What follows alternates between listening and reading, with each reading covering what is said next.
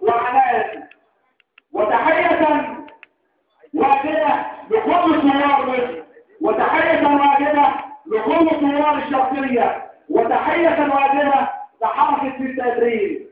من الأشياء التي سمعتها اليوم والتي أسلجت صدري أن حركة التدريب عرض عليها أن تتخلف منصب في الرئاسة ولكنها رفضت، مما يثبت أن حركة التدريب هي حركة ثورية، حركة تهدف إلى تقلب الأطفال إلى تنفيذية ثوار. كل سنة وانتم بخير يا ثوار. وأنا في اعتقادي أن حركة التدريب وأعضاء التدريب هم أكثر ما في مصر، هم أكثر ما في مصر. عاشت مصر، عاشت مصر، عاشت مصر. مصر يوم، مصر يوم، ولادتهم، ولادتهم. كل علشان الشعب الهم، كل يفتكروا الروح والدم، كل يفتكروا الروح والدم. واشكركم على حسن استماعكم، والسلام عليكم ورحمه الله وبركاته. حزب غد الثوره.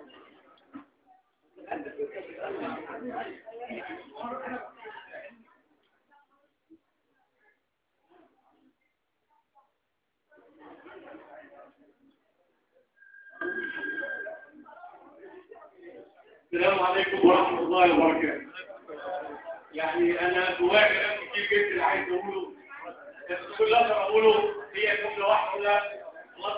والكلمة ديت والجملة دي موجهة لكل شهداء النظام اللي هم لولا هؤلاء الشهداء اللي ضحوا بأنفسهم وأنفسهم عشاننا لكنا عبر العالم دي.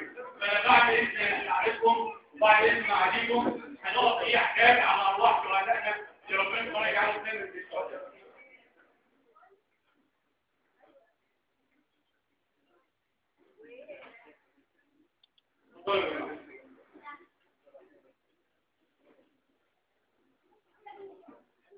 أنا الكلمة اللي أنا عايز أوجهها ودايما بقولها الكلام ده قبل ثورة 25 يناير وبقولها بعد ثورة 25 يناير إن إحنا شعب عظيم جدا جدا جدا، وشعب بيقدر مع دم عظيم والحمد لله في جميع ما مرت به مصر من مواقف من بداية من 25 يناير 2011 وبالتحديد الساعة 3 هنا في الشرقية لمثلات مصر 25 يناير. وبان حاجة واحدة بس ان الشعب المصري العظيم وقت الشدة، وقت لما بيلاقي عملية محتاجة ان هو يضحي نفسه ويضحي كل ما يملك عشان مصر وعشان مصر، بيضحي ده كله في مقابل حاجة واحدة بس ان مصر تظل ايه كما وعدها تبارك وتعالى وقال ان مصر كانت ايه تظل امنة الى يوم الدين. والنقطة الثانية اللي احب اتكلم فيها وبالنسبة لحركة 6 ابريل، الحركة ديت مش عشان احنا موجودين النهارده عندهم النهارده، لا الحركة ديت يوم بعد يوم بعد يوم بيثبت الحركة ديت كل ما تناولته من تصريحات وافعال واقوال يؤكد ان هذه الحركة دايما بتبقى دايما عندها ويعلمونا زمان عن تحت الفرصة. الفرصة يعني ايه؟ ده توقع ايه في المستقبل ان شاء الله باذن الله. وما من يوم يتعرض فيه الوطن الى محنة الا ونجد في المقدمة حركة ايه؟ 6 ابريل مع كافة القوى السياسية. وانا النقطة برضه الثالثة اللي عايز اتكلم فيها واقول حاجة واحدة بس، ان احنا يا جماعة قدامنا عمل جامد وعمر الفلول ما هيتكلموا الدول. لازم نحط قدام عينينا ولازم نحط حاجة واحدة بس، ان مصر الحمد لله مقبلة على ايام كويسة ان شاء الله باذن الله. بس العملية عايزة ايه؟ كلنا نبقى ايدينا في ايدين ايه؟ بعض ان شاء الله باذن الله. وربنا سبحانه وتعالى واحنا في شهر رمضان العظيم ربنا سبحانه وتعالى دايما بيدينا ايه؟ الصواب والدروس عشان نزداد ايه؟ تلاحم بيننا وبين بعضنا. والحمد لله انا شايف الامل موجود الحمد لله. وانا دايما كنت عندي مقوله زمان كنت دايما بقولها في اي مؤتمرات هي قبل الثوره واحنا مع كافه القوى السياسيه ضد النظام المشروع، ودايما تقولوا ايه؟ الحمد لله المرحله اللي جايه هي مرحله ايه؟ الشباب لما نص الحاضر وامل المستقبل. وانا اوجه شكر حركه 6 ابريل وكافه القوى السياسيه. وعلى فكره معنى ان حركه 6 ابريل ما تقبلش ده تكون ضمن الفريق الرئاسي ده شيء طبيعي لهذه الحركه، لان هذه الحركه قائمه على حاجه واحده بس وهي ان الثوره مستمره الى ان يتم تحقيق كافه مطالب الثوره. وكل عام وانتم بخير والسلام عليكم ورحمه الله وبركاته. متحدث باسم الحريه العالميه.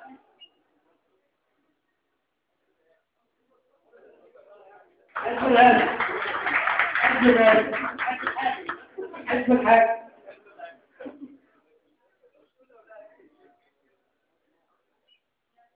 السلام عليكم ورحمة الله وبركاته. يعني في بداية بس أنا بقول جزاكم الله خيرا لحركة سياسة التدريب على هذا التقديم وهذه الدعوة الكريمة. يعني هذا أصبح هذا يعني إحنا خلاص في يعني شهر رمضان خلاص القدر، يعني حتى ربنا سبحانه وتعالى تقبل منا ومنكم الصيام والقيام والدعاء وكل من الأعمال الصالحة في رمضان، يعني اللهم آمين.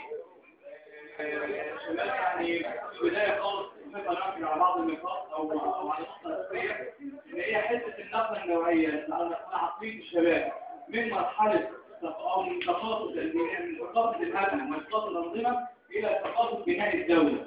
ده الشيء المهم المفقود حتى الآن في تصرفات الشباب وفي ممارسات الشباب حتى الآن. ده دور توعوي كبير جدا نقص عليهم زي ما هو قلت علينا إن إحنا ننقل الشباب من منطقة الثقافة اللي هي حتة المعارضة إلى المعارضة الرشيدة وحتة أدب الاختلاف على بعضنا البعض في طرق الحوار وفي طرق الكلام. دي مطلوبة جدا حتى نقل البلد من حال إلى حال، حتى نقل البلد من الحال اللي احنا فيه إلى حال أفضل. احنا نشوف نقول إلى البلد الحلم اللي احنا بنحلم بيه في الأولى اللي هي تكون دولة ديمقراطية حديثة مبنية على نظرية حديثة مبنية على رؤية سليمة، وفي نفس الوقت اللي طرق الحوار فيها طرق فنانة للغاية وفيها أخذ وعطاء. يعني نترك ساحات الجدال ونلجأ إلى ساحات النقاش اللي يكون فيه الإقناع هو المبدأ والمصلحة العليا للوطن هو الأساس للوطن. ده وجزاكم الله خيرا. وكلمة على بجانب الزوج من على مشامي مرة عليكم نقول وسط الإذاعة، فهذا وجزاكم الله خيرا. وشكرا جدا للمحافظ التأمين محافظ الأهلية حركة تقدم مصلحة الوطن على أي مصلحة أخرى. هذا وشكرا. والآن مع قصيدة دورية نصف العام أحمد عندي الشيوخ.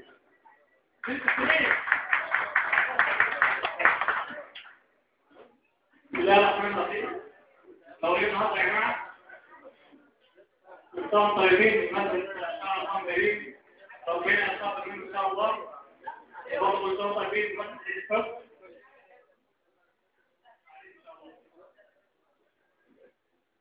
أول حاجة التأبير أعتبر دايما إن هي دايما تقدم المصلحة العليا للوطن على مصلحتها الشخصية. ده واضح في انتخابات الرئاسة واضح حتى الآن. دايما كنا يعني رغم الاختلافات البسيطة ولكن نحن نحترم رأي آخر.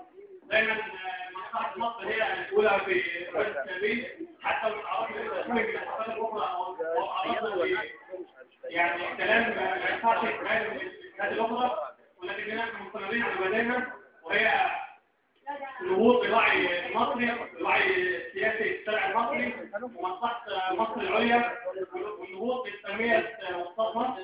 طبعا برسالة الدكتور محمد مرسي الآن لأنه فعلا يعني هو ادانا عقود رئاسية وهو فعلا ينفذ مطالب الثورة. لسه طبعا هو نفذ أشياء منها ولسه طالب منها أشياء كثيرة. أولا إن إحنا بنفرق في فرق المسؤولين الثوريين اللي هو لولاهم ما كانت هناك ثورة وما كانت هناك رئاسة وما كانت هناك حرية. الحاجة الثانية أنا بحب الأرض التحية لكل المسؤولين الثوريين بدون مصلحة دولية. الحاجة الثالثة اللي أنا بحب أقدمها أنا بشكركم النهارده إن أنتم لابسين الدعوة وجيتم. الحاجة الثانية اللي أنتم بشكركم إن أنتم لابسين الدعوة النهارده وجيتم في فترة الشرعية، ودي حاجة مش غريبة عليكم. طبعا بالنسبة ليوم 24 أغسطس، يوم 24 أغسطس ده يوم مفهوم تماما. يوم مسؤول بالحركات مشبوهة بالناس مشبوهة معروفة انتمائها للقرن الثالث وانتمائها للمجلس العسكري اللي هو كان ضد الثورة من الأول أصلا. وبالتالي تسحب التاريخ لم تشارك فيه، بل ممكن إذا حدث هناك أي قضية سلمية بالنسبة للإعداء على قرارات معينة أو منشآت الدولة فنتمنى نحميها. الحاجة الرابعة الدكتور محمد مرسي يتمنى إن هو يستجيب للدعوات اللي هي الاطلاع على المحاضرين والاطلاع شوية فيها، لأن دي حاجات يعني بتفضل جدا وهتجد يعني جزء كبير بعيد عن الدكتور مرسي بسبب المحاضرين السياسيين هم اللي زعموا بسبب معطيات الدولة العسكرية. الحاجة هم بالنسبه للفتوى انصار الدوله غير مقصود تماما ان شيخ او عضو لجنه الفتوى الازهر ان هو يصدر فتوى انصار الدوله بين مصريين ومصريين حتى لو فيهم. هناك مطلوب من القرارات الصغيره هو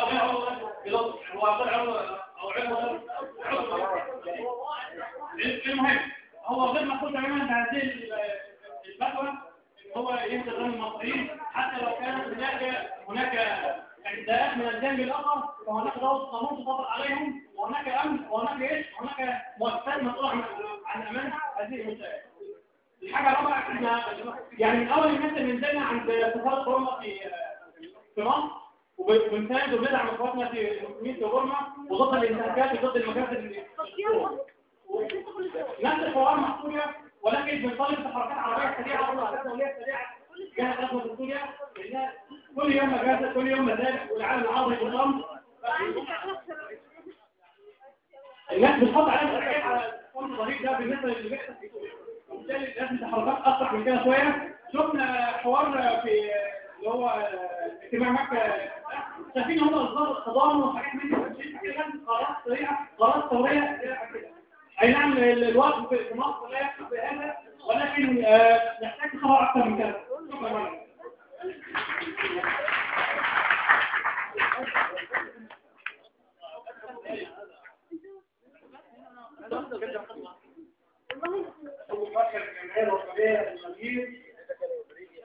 عضو محاسبة إدريس